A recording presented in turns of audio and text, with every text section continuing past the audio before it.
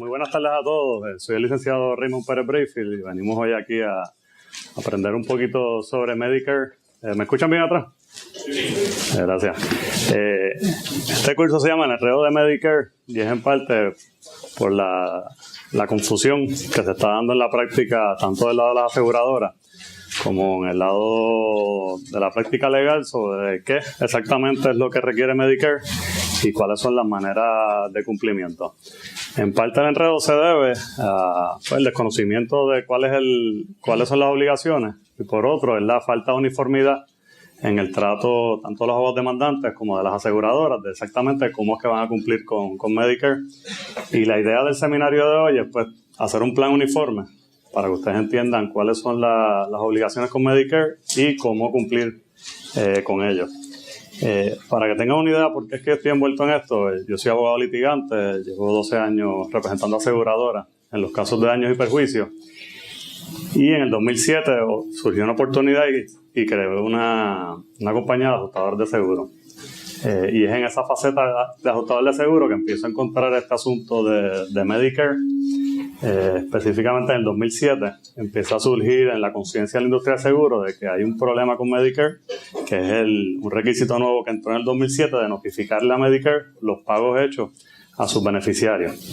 Eso creó un caos en la industria y por primera vez todo el mundo dice, espérate, Medicare, esto es algo nuevo, tenemos que resolverlo. Las aseguradoras invirtieron millones de dólares en cumplir con este requisito de notificarle a Medicare los pagos hechos a los beneficiarios. Sin embargo, no se ató el cabo entre por qué es que estamos gastando millones de dólares las compañías de seguro para notificarle a Medicare los pagos hechos a los beneficiarios.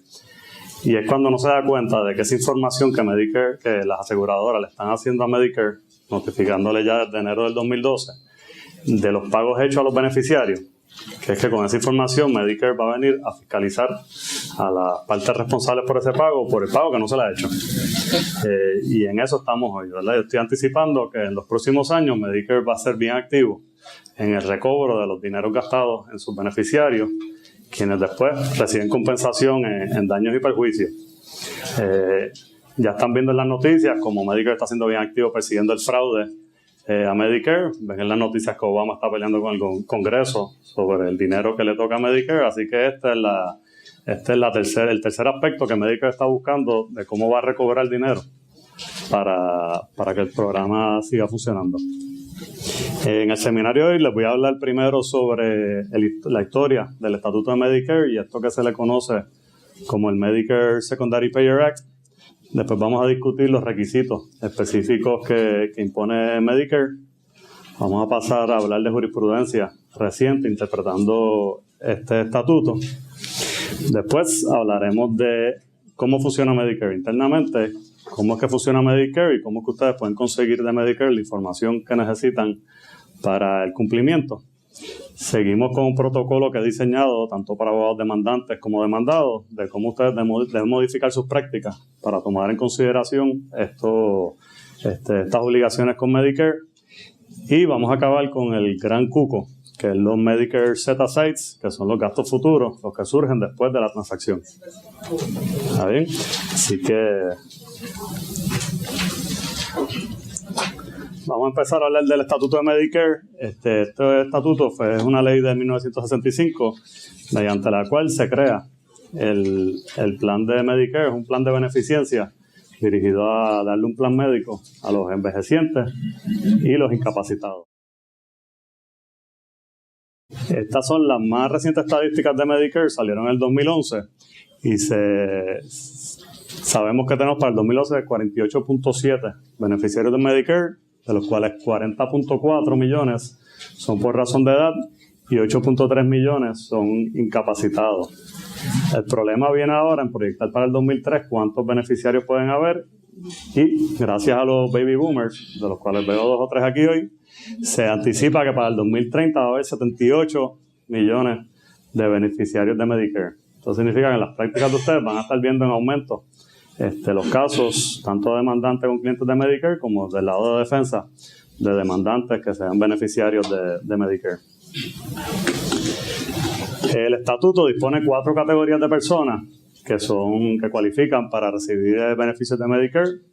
La primera es la fácil, que son los mayores de 65 años.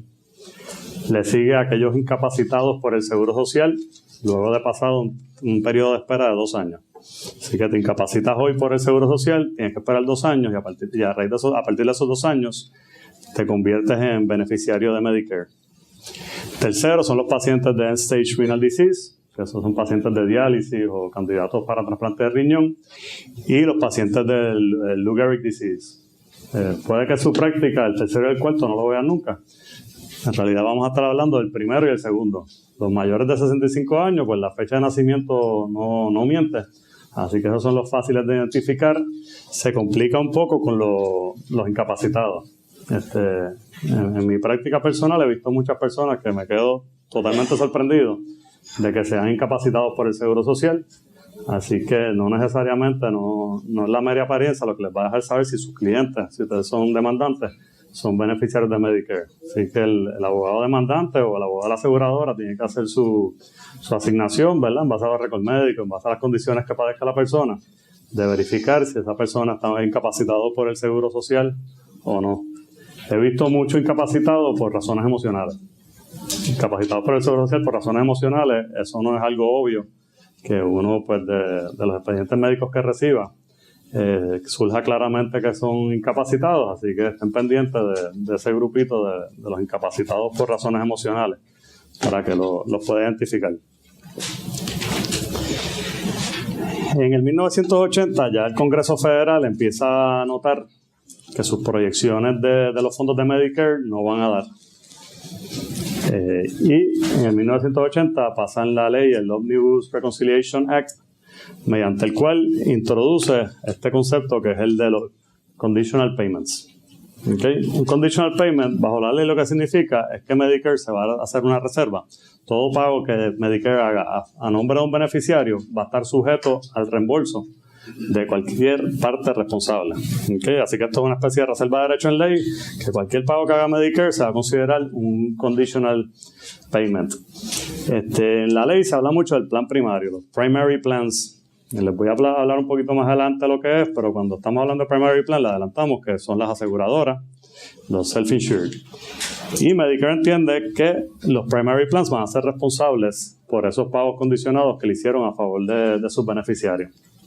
En esa ley se define el plan primario como aseguradoras de Workers' Compensation, los planes médicos privados y las aseguradoras de responsabilidad pública, ya sea malpractice, no fault, auto, liability general.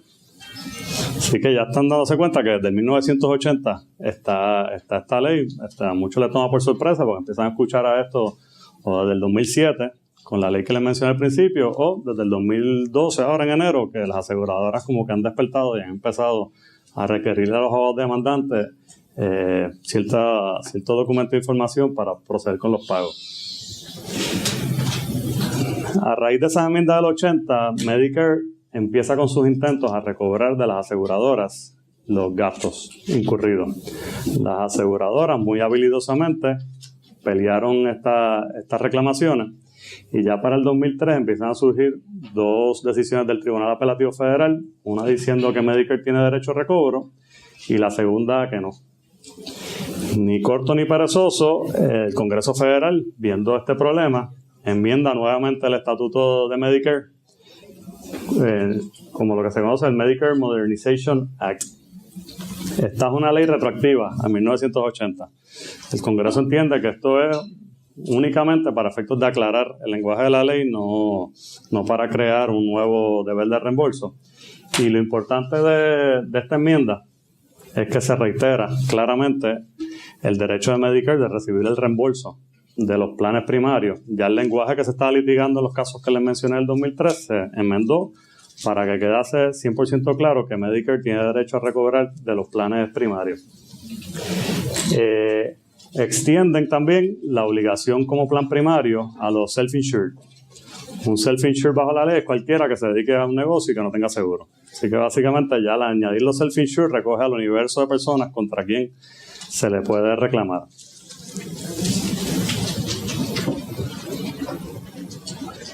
Aclara en la ley del 2003 que los responsables solidarios por estos pagos son el beneficiario reclamante, su abogado en su carácter personal y la aseguradora o el plan primario.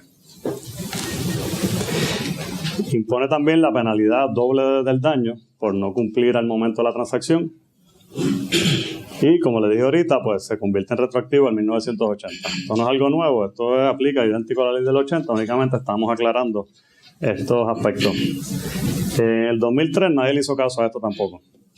Salió, la industria seguro no le hizo caso, los abogados demandantes no le hicieron caso y de ahora nadie ni siquiera se enteró de que esto pasó.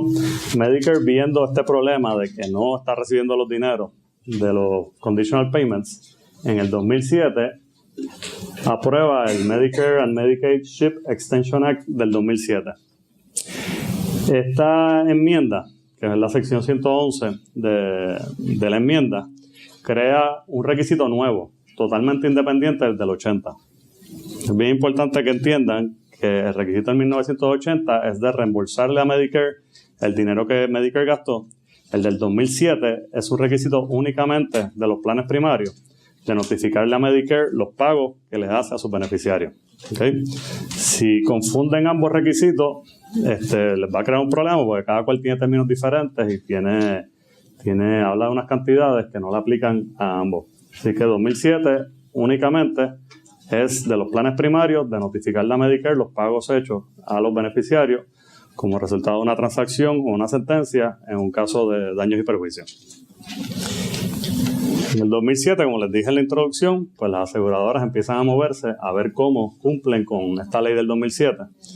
Y principalmente es porque la ley viene con una penalidad de $1,000 por día por caso que no le reportes a Medicare. Obviamente esa penalidad tan severa pues le llamó la atención a las aseguradoras y a los self-insured de que tenían que cumplir. Y esta ley entró en vigor, aunque es del 2007. En los casos de liability, esta obligación comenzó ahora en enero de 2012. Así que a partir de enero del 2012, las aseguradoras y los self-insured tienen la obligación de reportar todo pago a beneficiarios de Medicare, todo pago hecho desde octubre del 2011. En el 2012 empezó esa obligación. Ahí es que de momento las aseguradoras empiezan a atar los cabos de que por qué es que yo estoy pasando este trabajo. Y pues eso del 2007 no es meramente algo académico o estadístico que Medicare quiere saber, sino que es una herramienta bien valiosa para ellos entonces verificar de que hicieron este pago y por qué yo no recibí pago del reembolso de los dineros. ¿Está bien? Ese es el historial del estatuto. Después del 2007 no ha habido ninguna enmienda, ha habido muchos cambios de regla que les voy a estar hablando más adelante. Entonces vamos a hablar de los requisitos. El primer requisito es el de la ley del 1980, que es la obligación de reembolsarle a Medicare los pagos hechos a sus beneficiarios. ¿Okay? Medicare hizo un pago condicionado, como lo define la ley. Medicare, si el beneficiario reclama y recibe una compensación, espera que se le reembolse sus gastos. Y el segundo requisito, pues el de la ley del 2007, que es la obligación de los planes primarios únicamente de notificarle a Medicare sus gastos. Vamos a empezar con el primero. Este es el deber de reembolso. Esto está en la ley de Medicare, como pueden ver, eso está bien enterrado en la ley. Es 1395YB2A. Eso está, hay que buscarlo. Y básicamente ahí se establece quiénes están obligados a reembolsar la Medicare. Primero, las aseguradoras de responsabilidad pública, auto, no fault, general liability y medical malpractice. Segundo, los self-insured. Tercero, el beneficiario de Medicare. Y el que mete miedo, el abogado del beneficiario de Medicare en su carácter personal. Más adelante van a ver cómo los abogados demandantes se están tratando de proteger de eso, pero para efectos de Medicare entiende que esas cuatro partes, o esas tres partes son solidarias frente a ellos por los pagos de sus conditional payments. ¿Se quedaron sin abogado los de Medicare? No necesariamente. Ahorita voy a explicar de que si entienden lo del curso, pues es de provecho para el abogado llevar casos de Medicare porque pues, puede ser que cobre más. Y es parte de la práctica, ¿verdad? Hay que seguir evolucionando. Aquí está la cita de la ley. Dicen que se requiere el repago del plan primario que ese ya les dije que era, ya les definí lo que es el plan primario, y de cualquier entidad que recibe pago. Por esa frase, entity that receives payment, es que Medicare entiende que el abogado demandante es solidariamente responsable con su cliente por los gastos de Medicare. ¿Okay? Básicamente está diciendo que esas tres partes son responsables de reembolsarle. Lo próximo que tenemos que discutir es cuándo nace esta obligación.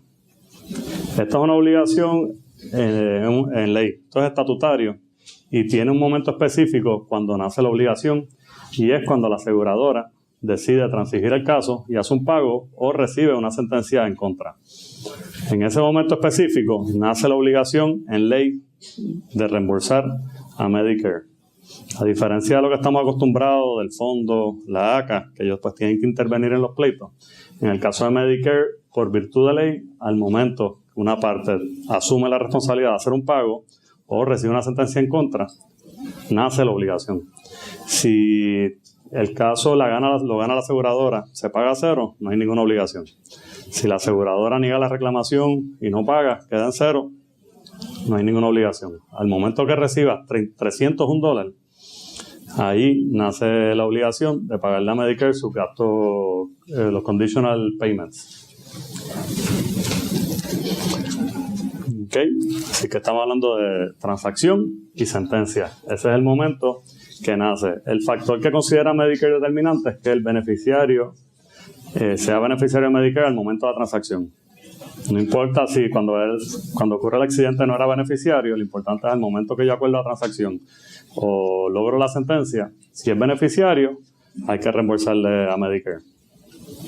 Y van a ver como las aseguradoras les van a estar requiriendo como regla general y respectivo que a lo mejor le digan, pero es que mi cliente no recibió pagos de Medicare. Si la persona es beneficiaria en el momento de la transacción o la sentencia, la aseguradora puede que le requiera que pues, entonces Medicare le certifique que no gastó nada en esa persona. Aquí está la cita en ley de esto que estoy explicándole. Y dice que nace cuando el primary plan asume la responsabilidad por un pago que puede ser mediante sentencia o transacción. También están los laudos, por si acaso vamos al arbitraje. Okay. Aquí son unos principios generales de este deber de reembolso. El pago se tiene que hacer 60 días desde que se recibe el Final Demand Letter. Más adelante le voy a explicar lo que es el Final Demand Letter y cómo obtenerlo. Y lo importante es que Medicare puede recobrar hasta el total de la transacción. Por eso el abogado demandante tiene que estar seguro que cuando reclame tanto por los daños de su clienta como la reclamación de Medicare, porque Medicare se puede quedar con la totalidad de la transacción y Medicare cobra primero.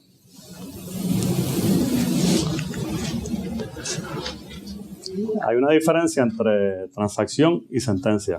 En el caso de las transacciones, Medicare no va a aceptar ningún acuerdo entre las partes haciendo un allocation a qué partida corresponde la transacción. Si transigiste por $10,000, Medicare nada más está pendiente de que transigiste por $10,000 y quiere recobrar de esos $10,000. A diferencia, en caso de sentencia, Medicare se va a limitar a los gastos médicos que el tribunal determine en la sentencia. Okay, una diferencia bien grande. En caso de transacciones, se van a querer quedar con todo. En caso de sentencia, Medicare nada más va a recobrar del gasto médico que determine el tribunal. El problema surge cuando el abogado demandante no presenta esa evidencia en el juicio, ¿verdad? ¿Cómo queda parado frente a Medicare?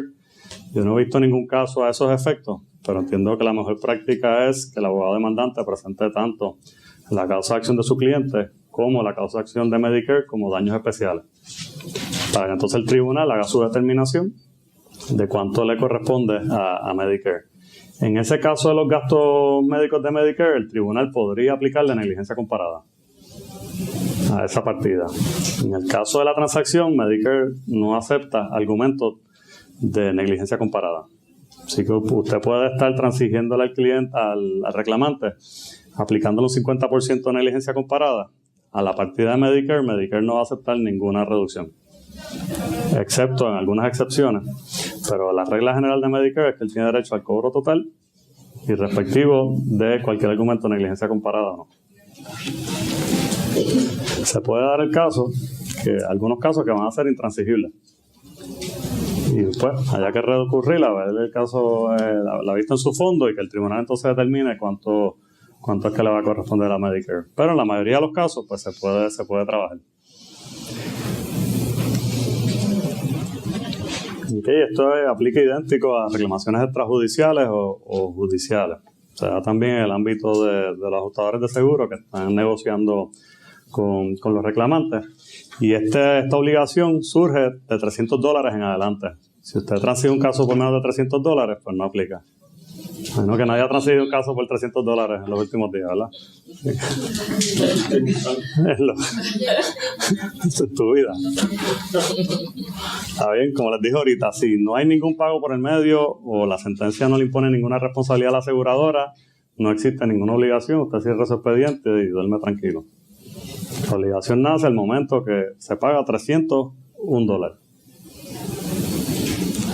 Hubo una confusión reciente y por eso es que les digo que hay que mantener separado el deber de reembolso del deber de notificar de la aseguradora, porque ese segundo requisito tiene unas cantidades, como unos thresholds, para cuándo se tiene que cumplir o no. Entonces, si uno empieza a mezclar ambas cosas, se ha dado que he visto en la práctica que en este lado de notificar hay un threshold de $5,000 por un término temporero. Y alguna gente la estaba aplicándole, que ese threshold de $5,000 aplica al reembolso y no. El threshold de reembolso es $301. Por encima de eso, hay que reembolsar la Medicare y seguir todo este proceso que les voy a estar explicando. Tengo una duda. Sí. Siempre y cuando la víctima haya utilizado los servicios de Medicare. Sí. Si no hay servicio utilizado, aunque fuese beneficiario, no aplicaría. Correcto. Tenemos el deber como quiere notificar y seguir todo el procedimiento. Exacto. El deber de reembolso es del gasto que Medicare haya hecho. Si Medicare no hizo gasto, pues no hay que hacer nada. Pero del lado de defensa, pues hay que buscar alguna manera de que Medicare certifique que en realidad lo que está diciendo la clienta de que no usó Medicare, pues que sea cierto, ¿no? Y pues en ese caso, pues mi recomendación sería para el lado demandado es que el Medicare certifique que no gastó nada con relación al accidente. En esa misma línea, Sí. en la línea de la pregunta de la licenciada, si resulta que no hubo beneficio, ¿verdad? No era beneficiario al momento de la transacción, pero en el futuro, en relación con la condición objeto de la transacción, recibe tratamiento con cargo a Medicare.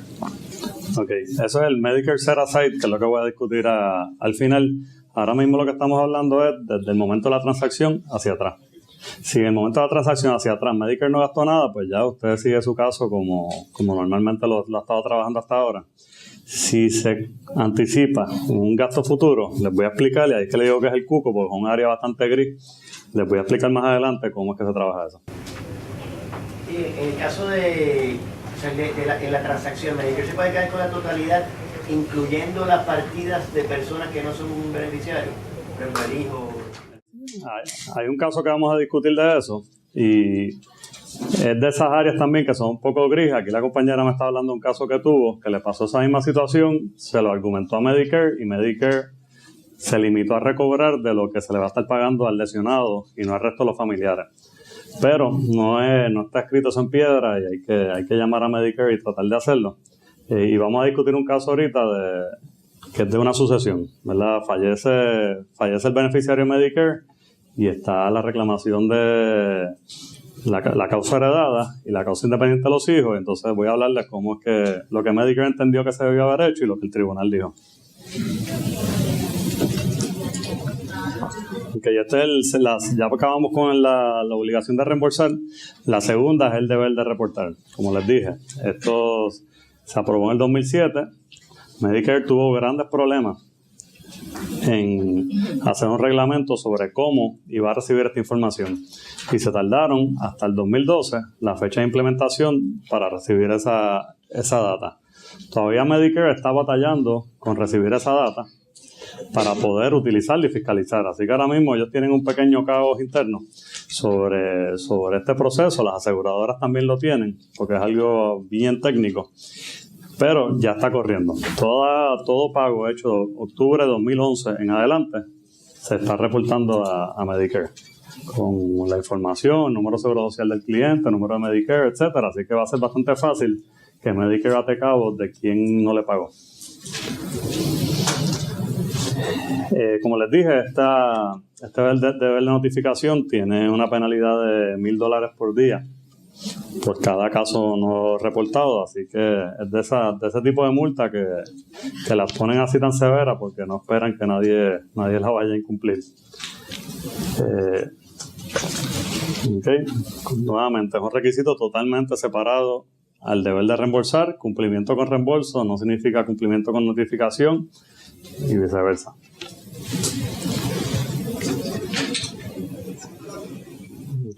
Como les dije, 1 de octubre de 2011 es la fecha. La fecha de la transacción ellos lo definen como es el TPOC que le llaman, que es ese pago único que va a resolver la transacción. En el caso de transacciones, la fecha de ese pago va a ser la fecha del acuerdo transaccional. En caso de la sentencia, es la fecha de la sentencia. Se los menciono porque a las aseguradoras les es bien importante que los abogados de defensa le notifiquen inmediatamente cualquier estipulación que se firme, porque esa fecha de la estipulación es la que activa la fecha de notificarle a Medicare el pago hecho a un beneficiario. Oye, y en ese caso que te mencioné que hicimos la consignación que todavía no la has recibido, como no lo has recibido, ¿quiere decir que no se activaría el deber de notificación o ya se... Sí, ahí se activó porque si fue una transacción, el deber de notificar se activa al momento que se firma la estipulación. Así que en ese caso en particular ya se debió haber notificado el respectivo. La compañía de seguro. La compañía de seguro. Si no, se corre el riesgo de $1,000 por día. Medicare no está todavía cobrando la multa y tiene una moratoria de cobrar esa multa por el mismo caos que ellos tienen, pero es algo que viene por ahí y ciertamente todas las aseguradoras que yo conozco y algunos self-insured lo están haciendo. Oye, tengo una pregunta sencilla para no confundir aquí las fechas y todo, porque el deber de reportar es a partir de cuando se logra esa transacción o sentencia o laudo.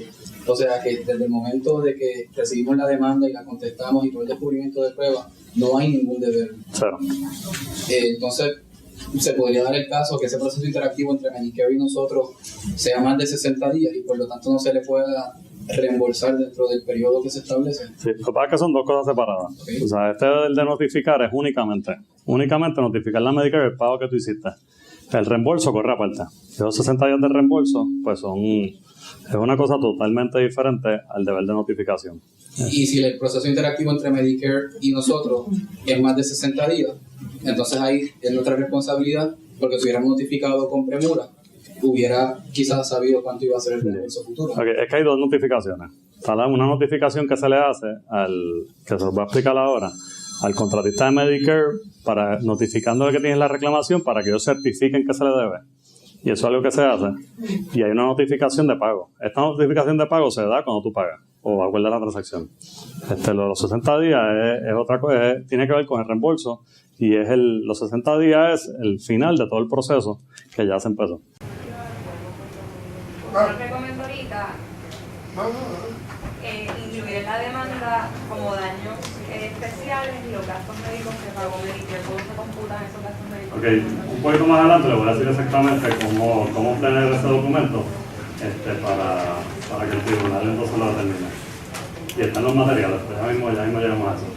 Mi pregunta iba en la línea de la pregunta del compañero en términos de las notificaciones a la aseguradora y si una vez el representante del demandante notifica a Medicare, si la aseguradora tiene algún deber de hacer el reembolso y después recuperar del demandante o operacionalmente cómo brega. Se hace como parte de la transacción, se supone que se haga, pero voy a seguir un poquito a hablar de todo el proceso y yo creo que ahí eso va a contestar las preguntas. Voy a hablar rapidito de unos casos que se han dado recientemente interpretando todo el Medicare Secondary Payer Act. Este es el que más miedo da, que es US versus Harris.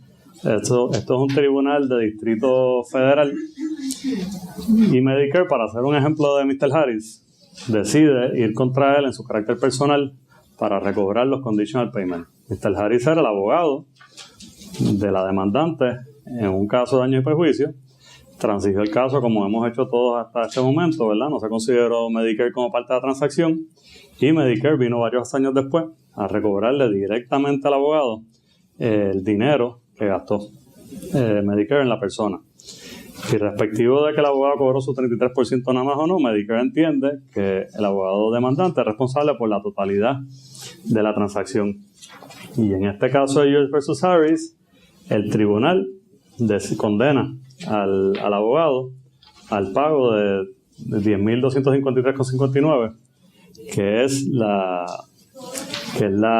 cantidad de pagos condicionados. Aquí lo que hizo el abogado, hizo bien y mal, es que por un lado empieza el proceso de notificar la Medicare y lo hace todo como manda Dios, pero entonces cuando le llega la factura decide no pagarla.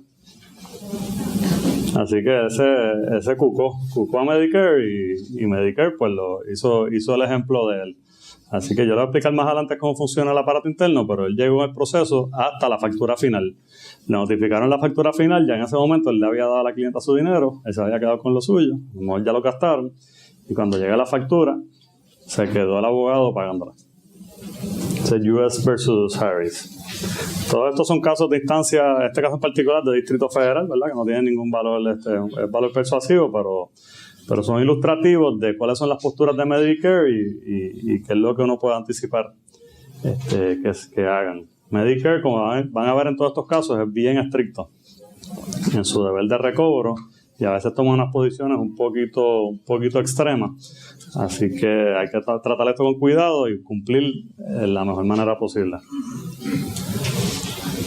Esto es un caso de Distrito Federal.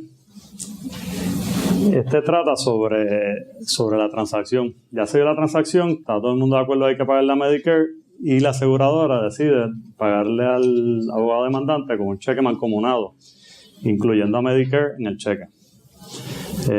Medicare ha expresado que su manera favorita de que se le pague es con un cheque mancomunado de la totalidad de la transacción, nombrando a Medicare, está la demandante, su abogado y Medicare coge el cheque, lo cambia, cobra lo suyo y después les devuelve el dinero.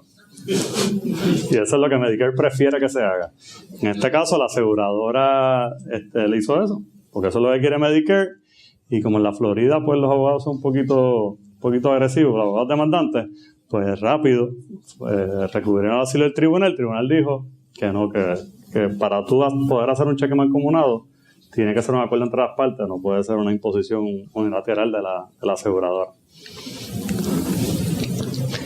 US versus Trigger. Este es otro caso que causó mucho revuelo en la industria.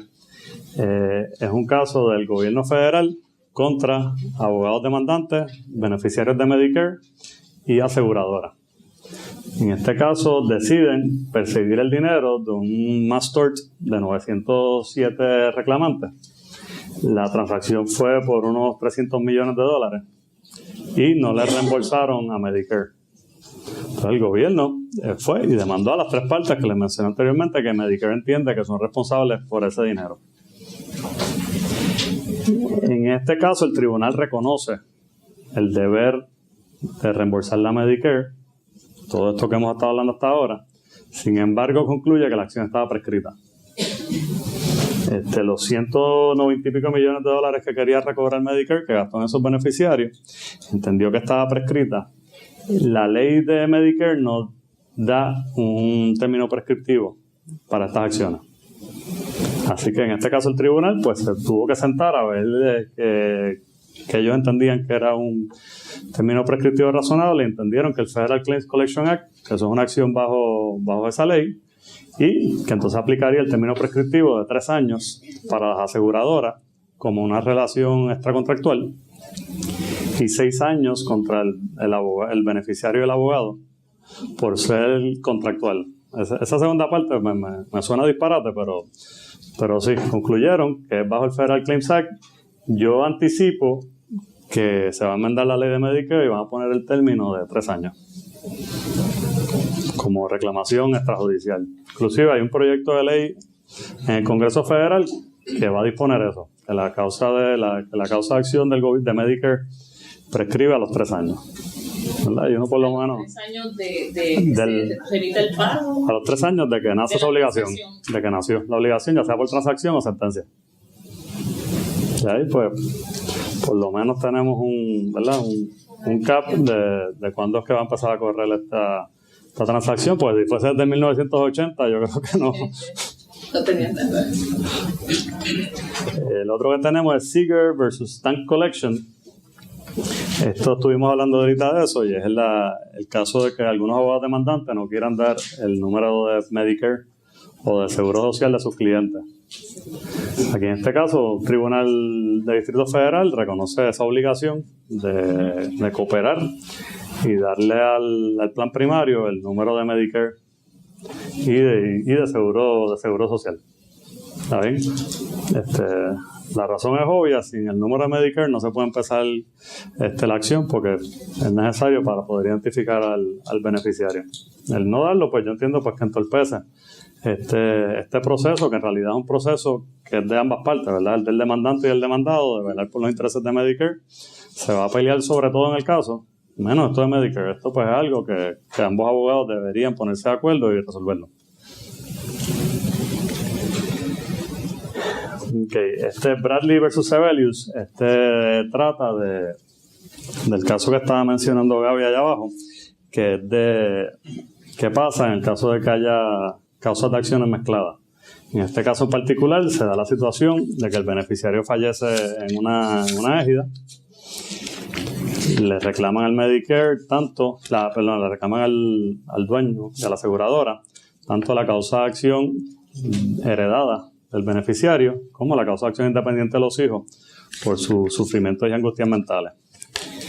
En ese caso, los demandantes fueron a un tribunal de instancia de Florida y le plantearon al tribunal: tenemos esta situación, estamos contemplando una transacción de X, yo quiero que usted, tribunal, me diga qué cantidad le corresponde cuál es la causa de acción heredada, qué cantidad le corresponde a los hijos y cuánto hay que pagar la Medicare. El tribunal determina que a Medicare se le deben de $787.50. Medicare no quiso aceptar esa determinación del tribunal porque entendía que no era una determinación en el mérito de los hechos. No se vio la vista en sus fondos, fue como una vista media evidenciaria para que el tribunal determinara los derechos de las partes frente a la transacción. Y Medicare decidió que no iba a hacerle caso a eso. Se da el proceso de apelación administrativo sobre esas cantidades hasta que finalmente acaba en el Tribunal Apelativo de Circuito y el tribunal determina a favor de los herederos. Uno de los planteamientos que se hace en ese caso, que es interesante, les recomiendo que se lo lean, es que le llama la atención a Medicare de por qué, si ellos entienden que esos son sus derechos, así tan blanco y negro, por qué la ley y el reglamento no es más claro a esos efectos. Y porque es injusto que Medicare quiera recobrar de un dinero en perjuicio de las causas de acción independientes de otras partes, que no es el beneficiario. Nuevamente, esto es persuasivo, ¿verdad? Pero ayuda a uno ocurrirse cuando tenga un problema como esto, cómo actuar. Lamentablemente en estos casos pues ha habido que recurrir al tribunal con el gasto asociado. O sea, en vez de Medicare ser un poco razonable y tratar de resolver estos casos, pues hasta ahora han sido bastante intransigentes en resolver estas cosas para su beneficio, y pues están haciendo que las partes vayan a un tribunal para que determine cuáles son los derechos de las partes frente a Medicare. Y entonces empiezan las causas de acciones, las decisiones inconsistentes entre el apelativo, que como se acuerdan, ya para el 2003 esas sentencias inconsistentes del apelativo generó cambios en la ley y ahora se está dando de nuevo ese mismo fenómeno. En este caso es Farmers Insurance. El tribunal decide lo opuesto que el caso de Bradley versus Sebelius. En ese caso dice que Medicare tiene derecho a recobrar por encima de cualquier otro reclamante, irrespectivo de que la causa de acción sea la heredada o la independiente de la persona. Así que ya estamos empezando a ver cómo están empezando a confligir las decisiones a estos efectos. Ahí dice de un fondo común, es decir que... Sí, de la transacción común. Pero me imagino que es cuando, por ejemplo, si se trata de una aseguradora y tiene un tope, No, cuando habla del fondo común se refiere a la transacción global. O sea que si la aseguradora decide darle $10,000 a la causa heredada y $10,000 a cada uno de los herederos, pues Medicare, en ese tribunal dijo que Medicare tiene derecho a cobrar de la transacción total. Contrario a la otra decisión que hablamos de Bradley versus Sebelius. Hay un caso bien interesante que es el de Hayden versus United States. Es un caso que vale la pena tenerlo pendiente y darle seguimiento porque ese caso se acaba de presentar en el Tribunal Supremo Federal. Así que si el Tribunal Supremo decide expresarse sobre esto, lo va a hacer en este caso Hayden versus United States. En este caso, el abogado del beneficiario argumentó que Medicare no tiene derecho a recobrar la totalidad de la transacción porque hubo un gran por ciento de negligencia a su cliente. Es un caso que así era 80% de negligencia del beneficiario de Medicare y 20% del asegurado del plan primario. Y Hayden entendió que Medicare, entonces, si él estaba aceptando mucho menos de sus lesiones por su negligencia comparada, que Medicare debería hacer lo mismo. Tiene sentido.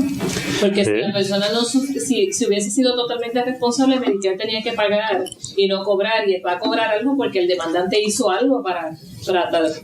Correcto. Hace sentido, pero la regla de Medicare estricta es que ellos no van a aceptar ninguna reducción por negligencia comparada. Así que a Hayden le tocó eso. Él fue por todo el proceso administrativo. El circuito apelativo reafirmó el derecho de Medicare de recobrar el 100%, que es la cita del caso Hayden versus United States. Así que ya tenemos esa decisión que va a ir al Supremo sobre si Medicare tiene derecho a recobrar el 100% o si se le aplica alguna reducción por la negligencia comparada de su beneficiario. Me inclino a pensar que el Supremo no va a expresarse.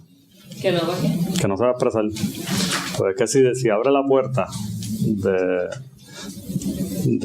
variar esa ley, pues entonces ¿quién va a determinar cuál es la comparada y cómo no? Y eso podría hacerse por sentencia, como o sea, en los casos que sea por sentencia, cuando es transacción, obviamente no, porque se prestaría para colusión. En sentencia ellos reconocen lo que diga el tribunal, aunque le aplique negligencia comparada. En transacción no.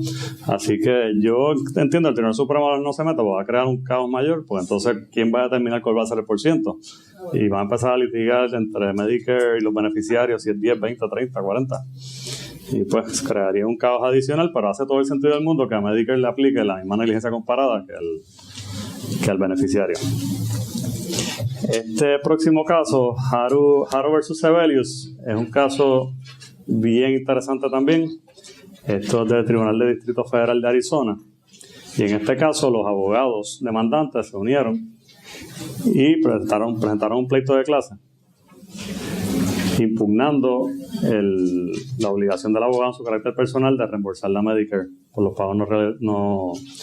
pagos realizados. Ahí el tribunal le dio la razón a los abogados y entendía que el abogado no debe ser responsable por ese dinero de Medicare. Así que los abogados demandantes tienen un caso que citar para defenderse, y eso pues va al apelativo. Ya está presentado en el apelativo, hay que ver cómo determina. Otro que resuelve Haru versus Sebelius es que en el proceso apelativo de Medicare, como prerequisito, hay que pagarle a Medicare la cantidad que se le debe para poder apelar. Y en este caso, el tribunal determina que no. O sea, que no puedes exigirle que te paguen hasta como prerequisito. Y está ese tribunal de Arizona diciendo eso. O sea, en Arizona son diferentes, así que no sé si como el resto de la nación lo resuelva, pero esos son los issues emergentes que están surgiendo alrededor de esto del Medicare Secondary Payer Act, para tener una idea de para dónde va esto.